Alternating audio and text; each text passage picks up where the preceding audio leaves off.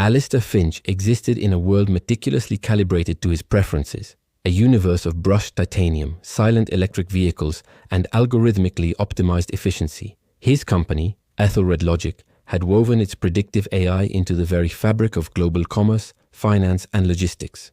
At 48, he possessed a fortune so vast it had become an abstraction, a string of digits that bore no resemblance to the physical world.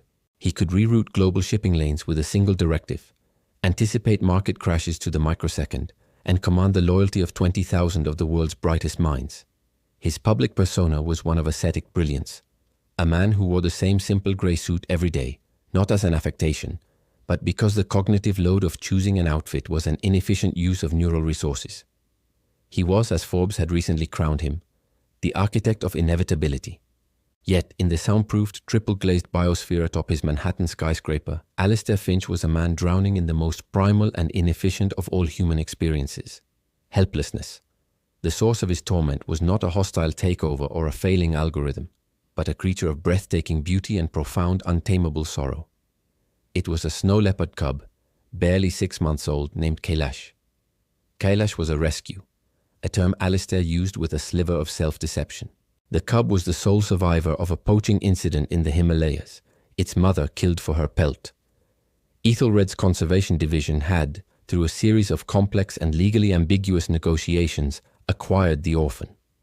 Officially, it was for a state-of-the-art breeding and reintroduction program. Unofficially, for Alistair, it was something else entirely.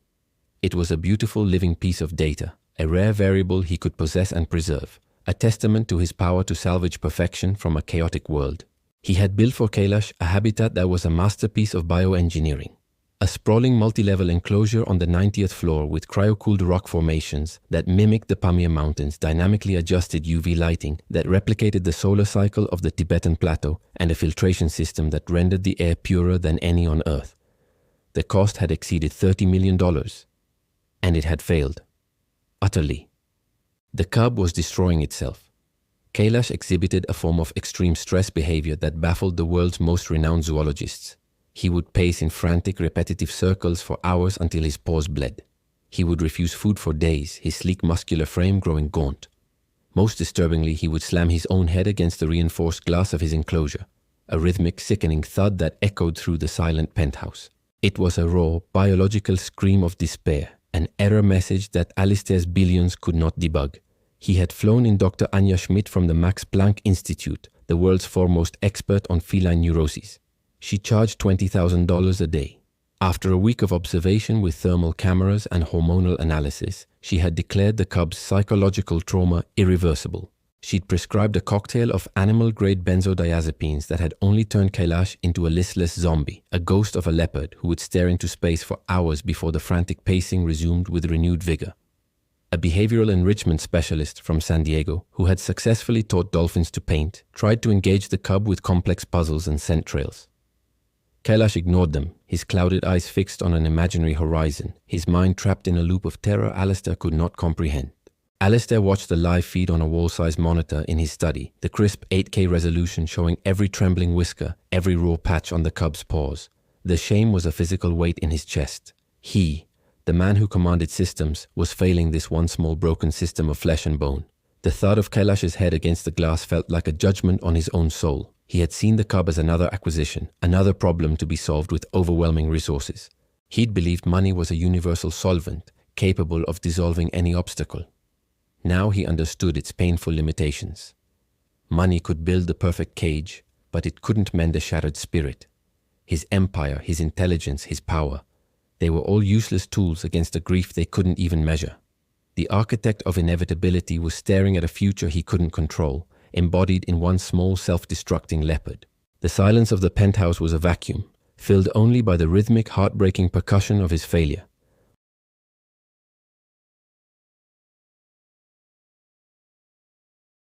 "112 miles away, in a part of Newark that tourists were warned to avoid and city planners had largely forgotten, Marcus Thorne moved through a world of concrete, chain-link fences, and the constant, chaotic symphony of life lived on the edge.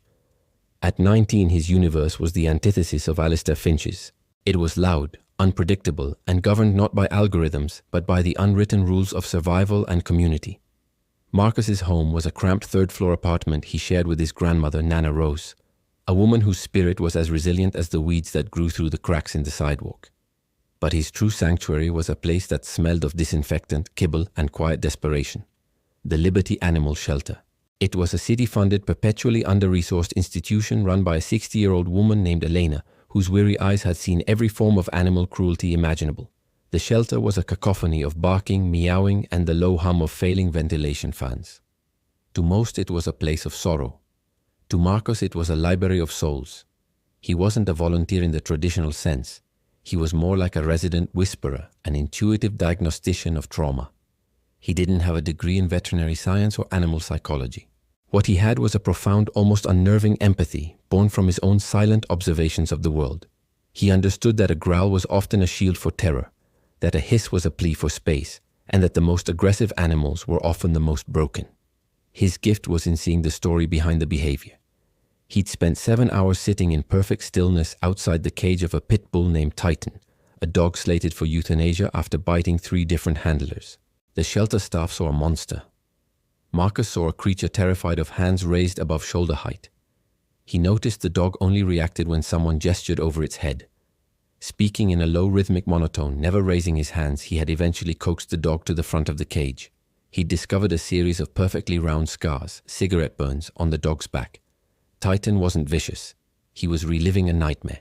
Marcus's unique rehabilitation method, based on sound patience and respecting the animal's spatial boundaries, had transformed Titan into a gentle, adoptable pet. Elena called it the Marcus method. He just called it listening. This ability to listen was hard-won. Marcus had grown up acutely aware of how the world perceived him.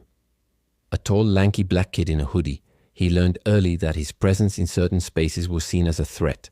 He'd been followed in stores, stopped by police while walking home from the library, and had seen people cross the street to avoid him. These encounters had taught him the language of nonverbal cues, of de-escalation, of making himself smaller and less threatening to navigate a world that often judged his skin color before his character. This hyper-awareness, this forced expertise in reading fear and prejudice in humans, had given him an unparalleled insight into the fear of other creatures who could not speak for themselves. He knew what it felt like to be cornered, to be misunderstood, to have your intentions misread with potentially violent consequences. One sweltering evening, while scrolling through news on the shelter's ancient desktop computer, he saw an article. It was about the reclusive tech billionaire Alistair Finch and his ailing snow leopard. The article detailed the high-profile experts who had failed, the millions spent on the habitat, and the Foundation's public plea for any innovative solutions. It included a short, grainy video clip of Kailash. Marcus watched the cub's frantic pacing, the desperate, hollow look in its eyes, and the sickening thud of its head against the glass. He felt a jolt of recognition so profound it was like an electric shock. He wasn't seeing an exotic animal. He was seeing Titan in the cage.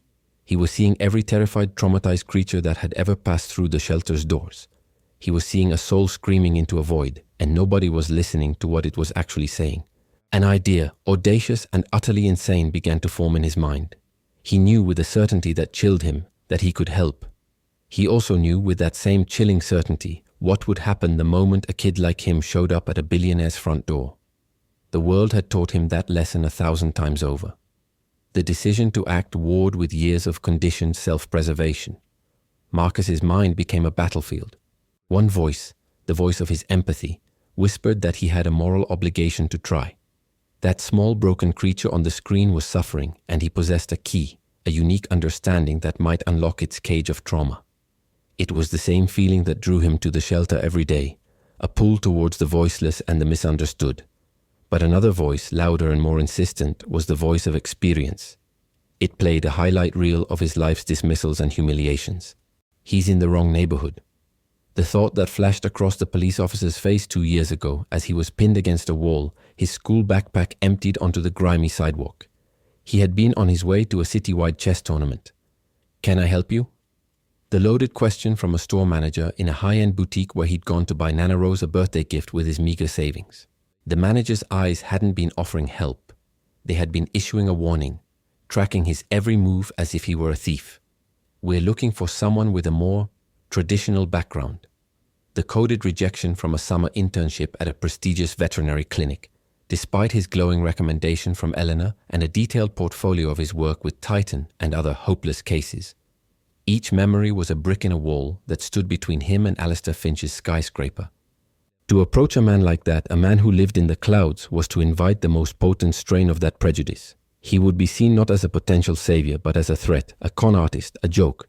They wouldn't see his gift. They would see a black teenager from Newark in worn-out sneakers and a faded hoodie.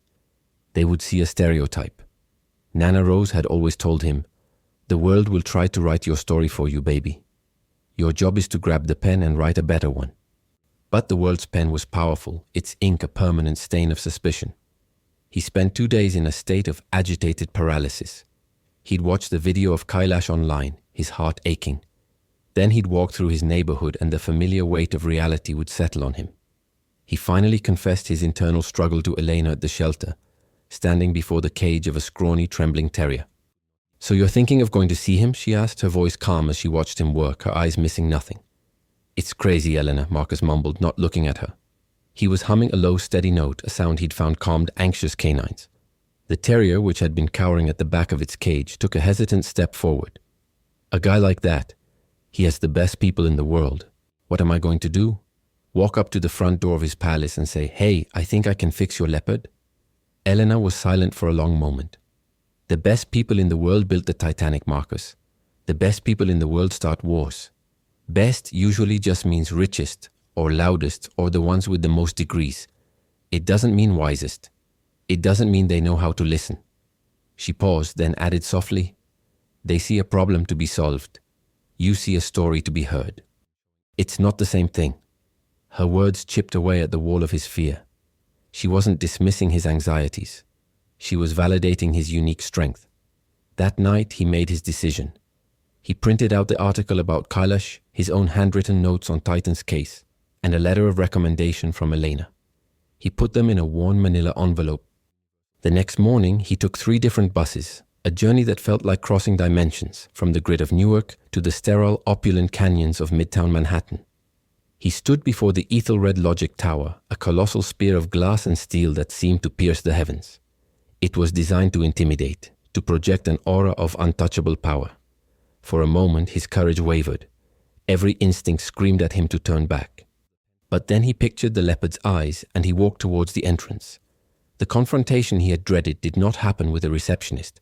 It was far more immediate and dehumanizing. The tower's security was a private army, and its commander was a man named Carl Peters. Peters was a former military police officer whose worldview had been forged in conflict zones. He saw threats everywhere, and his mind operated on a binary code of authorized and unauthorized. He was sitting in a subterranean security hub surrounded by a mosaic of monitors displaying every angle of the building's perimeter when he saw Marcus. On the high-definition screen, he saw a young black man in a hoodie loitering near the private entrance to Alistair Finch's residential elevator. Peters' internal algorithm, honed by years of profiling, kicked in instantly. Subject: male, black, late teens. Attire: streetwear. Location: high-value target zone. Assessment: high probability of threat. Could be a protester, a process server, a grifter. Action: intercept and remove. He didn't see a person. He saw a data point that didn't fit the pattern of expected visitors. "I've got a situation at the south entrance." Peter's voice, clipped and authoritative, crackled over the radio to his men stationed in the lobby. "Non-compliant individual. I'll handle it personally." Marcus had just taken a hesitant step toward the sleek, unmarked doors when Peters materialized before him. The man was built like a refrigerator, his suit stretched taut over a muscular frame. His face was a mask of stern disapproval. "Can I help you?" The words were the same ones Marcus had heard in the boutique, but this time they were not a question. They were a command to justify his existence in this space. Yes, Marcus began, his voice suddenly feeling small and thin. He held up the manila envelope. "I'm here to see Mr. Finch. I have some information about his..." Peters cut him off with a short, derisive laugh. "Mr. Finch doesn't take walk-ins. You need to leave the premises. Now." His hand rested almost casually on the holstered sidearm beneath his jacket, a gesture that was both subtle and a blatant display of power. "But it's important," Marcus insisted, his heart hammering against his ribs. The sting of humiliation was sharp, familiar. He felt the eyes of passers-by on him, their gazes a mixture of curiosity and suspicion. He was being made into a spectacle. "It's about the snow leopard. I think I can help." This only deepened Peter's contempt. His eyes narrowed. "The leopard? Son, do you have any idea how many cranks and crazies we get calling about that? Psychics, animal communicators, people who think they can sing it to sleep. You're just another one. You're wasting my time and you're trespassing." Inside Marcus, a storm of emotions raged. There was the hot flush of anger at being so instantly dismissed, the cold dread of fulfilling his own worst fears, and a profound sadness that this was simply how the world worked. He wanted to shout, to explain, to show the man his notes, but he knew it was pointless. Peter's mind was made up. He had already been tried and convicted based on his appearance. Upstairs in his silent study, Alistair Finch was watching this entire interaction on his security monitor. His initial reaction was one of weary annoyance. Peters was right. They had been inundated with opportunists and lunatics. He was about to press the intercom and tell Peters to have the kid escorted off the property when he zoomed the camera in. The resolution was so fine he could see the frustrated, desperate sincerity in Marcus's eyes. He saw the way the young man clutched the envelope, not like a prop, but like a lifeline. And he saw something else, a flicker of defiance, a refusal to be completely erased by Peter's dismissive authority. Alistair was a man who dealt in data, and the data was telling him something contradictory. The boy's appearance fit a certain profile of risk, but his eyes, his posture, the raw earnestness of his plea, that was an anomaly. It was an outlier. And in Alistair's world, outliers were sometimes where the most valuable information was found. His own desperation was a powerful motivator. He had exhausted the experts. He had spent millions on the approved solutions. All had failed. What was the risk of listening to one more crank? What was the cost of 5 minutes against the ongoing, agonizing failure he witnessed every day? He pressed the intercom button, his voice startling Peters in the middle of his tirade.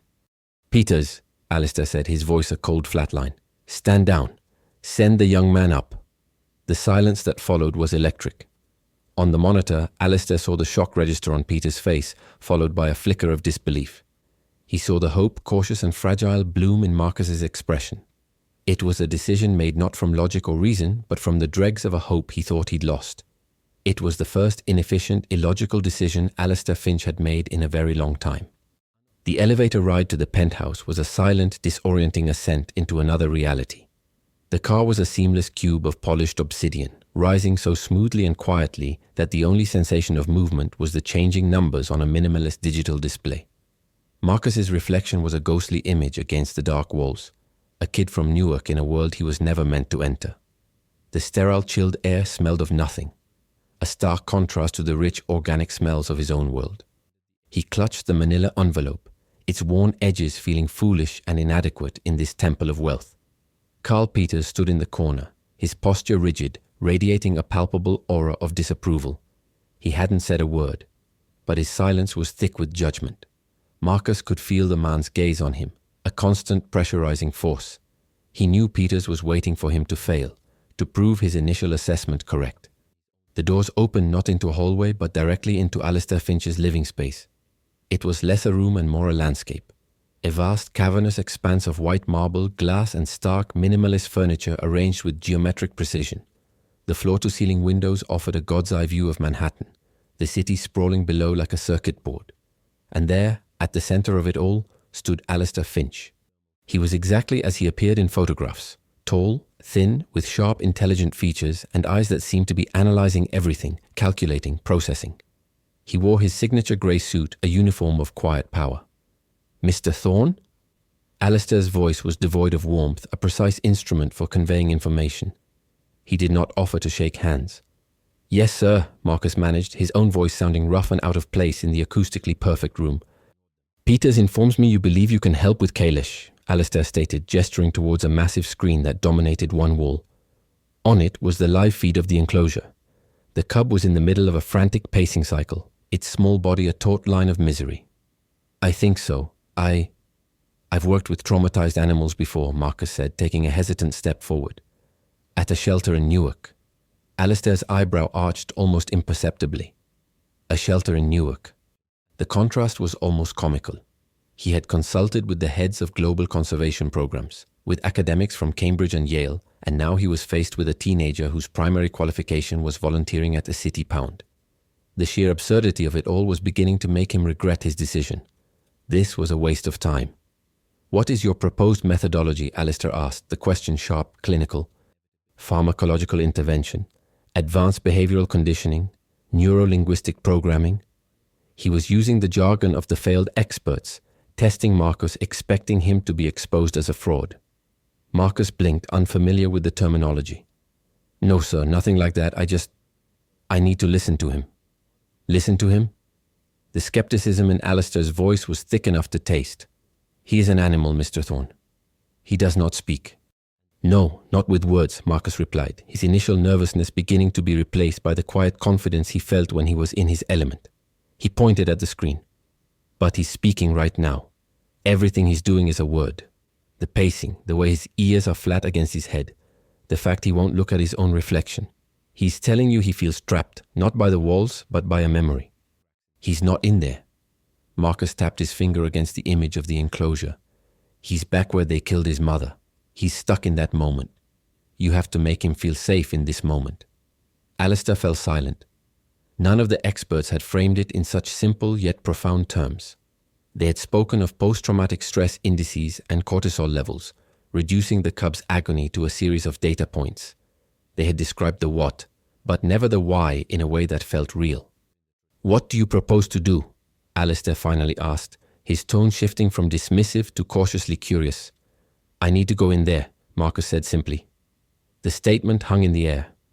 Peters, who had been standing silently by the elevator, took an involuntary step forward. "Sir, that is out of the question. The liability is astronomical. The animal is unpredictable. It's a predator." "He's right," Alistair said, nodding at Peters. "It's too dangerous." "He's more dangerous to himself right now than he is to me," Marcus insisted, his gaze unwavering. "Please, just let me try. You can watch from here. If he makes a single aggressive move towards me, I'll leave immediately." Alistair looked from Marcus's determined face to the tormented creature on the screen. The rhythmic thudding had started again. The sound piped into the room through a sensitive microphone. Thud, thud, thud. It was the sound of his own impotence. What did he have to lose? Another lawsuit? He had a legal team larger than some countries' armies. He made another illogical decision. "Let him try," he said to Peters. "Give him an earpiece. Stay on high alert. The moment I give the word, you tranquilize that cat." Peters looked apoplectic, but he nodded stiffly and led Marcus away. A few minutes later, Marcus stood before the entrance to the enclosure. It was a pressurized airlock like something on a spaceship. Through the thick acrylic door, he could see Kailash. The cub was larger up close, a bundle of tightly coiled muscle beneath a coat of ethereal beauty. It paid him no mind, utterly consumed by its frantic ritual. Peters handed him a small black earpiece. "Mr. Finch will be watching and listening. You do anything stupid, and we're coming in." Marcus nodded, took a deep breath, and stepped inside. The door hissed shut behind him. The air was cool and clean. The sounds of the city were gone, replaced by the soft hum of the life support systems and the scuffing of Kailash's paws on the simulated rock. The cub stopped pacing and froze, its body low to the ground, its eyes wide with panic fixed on him. A low guttural growl rumbled in its chest. In the control room, Alistair leaned forward, his knuckles white as he gripped the edge of his console. "He's aggressive. Get ready, Peters." But Marcus didn't move forward. He didn't try to approach or soothe the animal with words. Instead, he did something completely unexpected. He sat down on the floor, about 20 feet away from the leopard, tucking his legs beneath him. He made himself small, non-threatening. He lowered his head, breaking eye contact, a universal signal in the animal kingdom that he was not a challenger. Then he began to hum. It was a low, monotonous, resonant sound, almost a chant, a sound without words, without demand. It was the same sound he had used with the terrier at the shelter. It was a sound designed to become part of the background, to be a constant, stable presence in an unstable world. In the earpiece, Alistair could hear it, a strange vibrational tone that was both calming and deeply alien. For 10 minutes, nothing happened. Marcus hummed. Kailash remained frozen, watching him, the growl a continuous threatening tremor. Alistair grew impatient. This is ridiculous. What is he accomplishing? But then a subtle change. The growl lessened in intensity. The cub's ears, which had been pinned back, flickered forward just for a second. It was a sign of curiosity, a tiny break in the armor of its fear. Marcus didn't react. He just kept humming. His body still, his gaze averted. He was creating a new baseline for the cub, a new sound to associate with this space, not the echo of a gunshot, not the silence of abandonment, but this steady living vibration. Another 20 minutes passed. The cub took a single tentative step, then another. It began to slowly, cautiously circle him, keeping its distance, its movements fluid and wary. It was investigating, processing this new strange element in its environment. Alistair watched, mesmerized. The team of world-renowned experts had used technology, drugs, and complex stimuli. This teenager from Newark was using stillness and sound. Then came the breakthrough. Kailash stopped circling. He sat down. He was still a dozen feet away, but he was no longer pacing.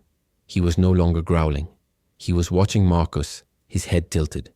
And then, for the first time since his arrival, the cub let out a soft, puffing exhalation through its nose. A chuff. It was a sound of non-aggressive greeting in snow leopards, a sound Alistair had only ever read about in zoology textbooks. A single sharp gasp escaped Alistair's lips. It was the most beautiful sound he had ever heard. Marcus slowly, deliberately, lay down on his side, still humming, still not looking directly at the cub. He was making himself even more vulnerable, a gesture of ultimate trust. Kailash watched him for a long silent minute. Then the cub mirrored the action. It lay down, tucking its paws beneath its chest, its golden eyes fixed on the boy. The frantic energy that had defined its existence in this place had finally, miraculously dissipated. The storm had passed. The silence in the enclosure was no longer a void of despair. It was a space of peace. In his study, Alistair Finch felt something within him shatter. It was the crystalline certainty of his own worldview, the bedrock belief that any problem could be solved with enough money, power, and data. This boy, with nothing but his intuition and his empathy, had succeeded where all of Alistair's resources had failed. He had not commanded a solution. He had created a connection. He hadn't fixed a broken thing. He had calmed a living soul. For the first time, Alistair felt a profound and searing shame. It wasn't just that he had failed the leopard. It was that his entire approach to life, his whole metric for value, had been proven catastrophically wrong. He looked at the screen, at the boy and the cub lying peacefully on the floor of their $30 million cage, and he understood. The most valuable asset in that room was not the rare animal, nor the advanced technology that sustained it. It was the overlooked, underestimated kid from Newark. Alistair's first act was to use his vast information-gathering apparatus for a different purpose. He didn't want to acquire a company or analyze a market trend. He wanted to understand Marcus Thorne. He tasked his most trusted executive assistant, a woman named Evelyn, who could find a needle in a digital haystack, with a single directive. Find out everything you can about him. I want to know his life story. Discreetly. Within hours, the results began to flood Alistair's private server. The data painted a picture so contrary to the assumptions made by men like Peters that it was staggering. Marcus Thorne was not just a kid who was good with animals. He was a certified genius with a tested IQ of 164. He had graduated high school at 16, top of his class, but had been unable to accept scholarships from several Ivy League universities because he was the sole caretaker for his grandmother, whose health was failing. He had published 2 papers on nonverbal communication in canids in a small peer-reviewed ethology journal, research he had conducted entirely on his own time at the shelter. He had developed a coding system to track and analyze microexpressions in traumatized animals, a system more nuanced than anything Alistair's own R&D teams had ever conceived. The manila envelope Marcus had brought contained not just a letter, but a detailed 20-page proposal for Kailash's rehabilitation, complete with acoustic therapy schedules and a plan for gradual sensory reintegration. It was a work of sheer intuitive brilliance. Alistair read through the file, a cold knot of shame tightening in his stomach. He had seen a problem. Marcus had seen a being. He had seen a project. Marcus had seen a patient. The boy's circumstances, his poverty, his neighborhood, his race, had hidden his genius from a world that only looked for it in predictable places. Society had looked at Marcus Thorne and seen a potential threat, a statistic. It had failed to see a prodigy. And he, Alistair Finch, had almost made the exact same mistake. His mind replayed the scene at the entrance, Peters' sneering dismissal, his own weary impatience. He had come within a hair's breadth of turning away the one person on earth who held the key, all because he didn't fit the profile of a solution. The enlightenment was painful, a harsh light flooding a dark room. His wealth had made him arrogant, insulating him from the world and from the kind of wisdom that couldn't be bought. He had surrounded himself with people who told him what he wanted to hear, who reinforced his belief that resources were a substitute for understanding.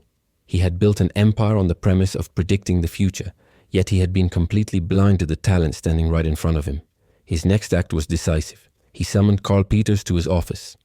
The security chief entered with a look of smug vindication, clearly expecting praise for his vigilance and a reprimand for Alistair's reckless decision. "You wanted to see me, sir?" Peters said, standing at parade rest. Alistair didn't ask him to sit. He swiveled his chair to face the man, his eyes cold and hard.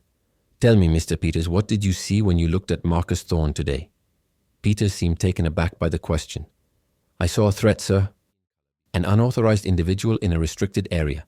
My training and the protocols dictated a potential risk to you and the facility." "No," Alistair said, his voice dangerously quiet. "That is what the protocol told you to see. I am asking what you saw." "I saw a kid from a bad neighborhood who had no business being here," Peters said, his defensiveness making his voice sharp. "A con artist, most likely. It was my job to protect you from that." "Your job," Alistair countered, leaning forward, "is to assess threats accurately. You failed. You did not see a brilliant ethologist. You did not see the one person who could solve a multi-million-dollar problem that had stumped the world's leading experts. You did not see a person at all. You saw a stereotype. Your prejudice blinded you not only to his character but to his value. That is an unacceptable failure of security. It is a liability I can no longer afford." Peter's face went pale as the reality of the situation crashed down on him. "Sir, with all due respect, I was following procedure. Your procedure is flawed because the assumptions it is built on are flawed, and you are the architect of that procedure. As of this moment, your employment with Ethelred Logic is terminated. You will be compensated handsomely, but you will leave this building in the next 10 minutes. Evelyn will escort you." The dismissal was swift, brutal, and absolute. It wasn't just about firing an employee. It was about excising a cancer from his organization. The prejudice Peters embodied was a systemic weakness, an algorithm of ignorance that produced faulty outcomes. And Alistair Finch did not tolerate faulty systems. The final act of his transformation was a conversation. He met Marcus not in his sterile office, but in the habitat. The boy was sitting on the floor, and Kailash was asleep nearby, his flank rising and falling in a steady, peaceful rhythm. The change in the animal was miraculous. He was calm, alert, and had begun to eat. Alistair sat down on the floor opposite Marcus, an act of humility that would have been unthinkable to him just 24 hours earlier. "I've read your file," he began, his voice stripped of its usual authority. "And your proposal. It's brilliant." Marcus just nodded, his eyes on the sleeping leopard. He just needed someone to be patient. "No," Alistair said, shaking his head. "It was more than that. I was wrong about everything. I tried to solve this problem with money. I saw this beautiful creature as an asset to be managed. You saw his pain." He paused, the confession costing him a great deal. "I owe you an apology, and the world owes you an opportunity." He then laid out his offer. It was not a job, it was not a reward. It was a partnership. He wanted to create a new foundation, a global initiative dedicated to a radical new form of animal rehabilitation based entirely on Marcus's methods. He would provide unlimited funding, build state-of-the-art sanctuaries around the world, and staff them with people trained by Marcus. He wanted to build a new system, with a new philosophy at its core, empathy over dominance, listening over commanding. "I build the infrastructure," Alistair explained. "I handle the logistics, the funding, the politics. But you provide the soul. You will be the director. We will call it the Thorne Finch Initiative." Marcus stared at him, his mind struggling to process the scale of what was being offered. It was a dream he never would have dared to dream. It was a chance not just to save one animal, but to change the entire world for them. He looked at Alistair, truly seeing the man for the first time. Not as a billionaire, but as someone who had been humbled, who was willing to admit his own blindness and build something better in its place. "Yes," Marcus said, his voice thick with emotion. "I'll do it." The ripple effects were immediate and profound.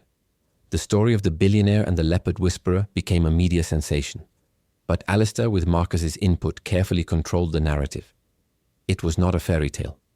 It was a case study in the failure of conventional wisdom and the triumph of overlooked genius. The press release announcing the termination of Carl Peters was blunt, citing a catastrophic failure of judgment rooted in outdated and prejudicial threat assessment protocols. It sent a shockwave through the corporate security industry, prompting dozens of other companies to review their own practices. The Thorne Finch initiative was launched with a $1 billion endowment. Its first project was the construction of a sprawling naturalistic sanctuary in the mountains of Colorado for Kailash and other rescued big cats. Marcus, now a student at Cornell's College of Veterinary Medicine, with a full scholarship and research grant from the foundation, personally designed every aspect of it. He led a team that traveled the world, not to dictate but to listen, to local communities, to shelter workers, to anyone who had a deep intuitive understanding of the animals in their care. The initiative's core principle was to find and fund the Marcus Thornes of the world, the hidden geniuses in forgotten places. Months later, Alistair stood on an observation deck overlooking the Colorado sanctuary. Below, Kailash, now a magnificent young adult, stalked playfully through a grove of aspen trees. He was no longer a prisoner of his trauma. He was healed. He was whole. Standing next to Alistair was Marcus, no longer a nervous teenager, but a confident young man who spoke with the quiet authority of someone who had found his purpose. They weren't just partners, they had become unlikely friends, bonded by the shared experience of transformation. "He looks happy," Alistair said, his voice filled with a genuine warmth that had been absent before. "He's home," Marcus replied. "He finally feels safe." Alistair looked at Marcus, at the young man his security chief had dismissed as a threat, the genius his society had overlooked. He realized the most profound truth of all.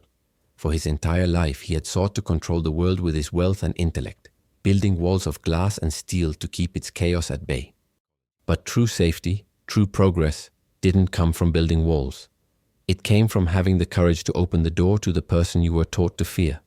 It came from realizing that the greatest systems are not built from logic alone, but from the integrity, empathy, and wisdom of the human heart. And sometimes the key to saving a life and your own soul is found in the hands of the one you were programmed to see as worthless. The architect of inevitability had finally learned that the most valuable futures are the ones you don't predict, but create, by choosing to see the humanity in everyone.